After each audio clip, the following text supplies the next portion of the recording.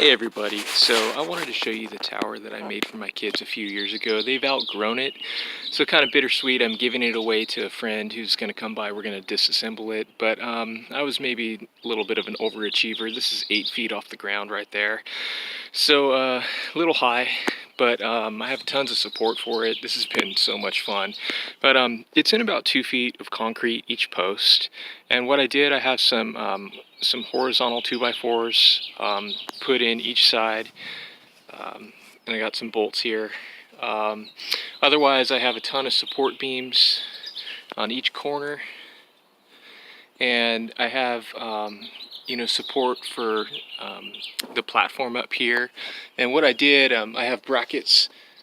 Maybe hard to see here, but there's definitely brackets on each and every single support beam. And so if you do a fort, just make sure that you have those brackets. But anyway, check it out. There's a ladder.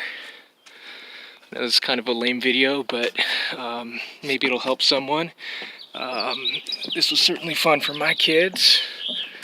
So, and you can kind of see I have some little handles. But here's what it looks like on the top. So this was a lot of fun. This is about, gosh, it feels like it's maybe 3.5 feet. I have it tall enough to where kids aren't going to sit on there. I built a previous clubhouse in the past, and that was a big problem.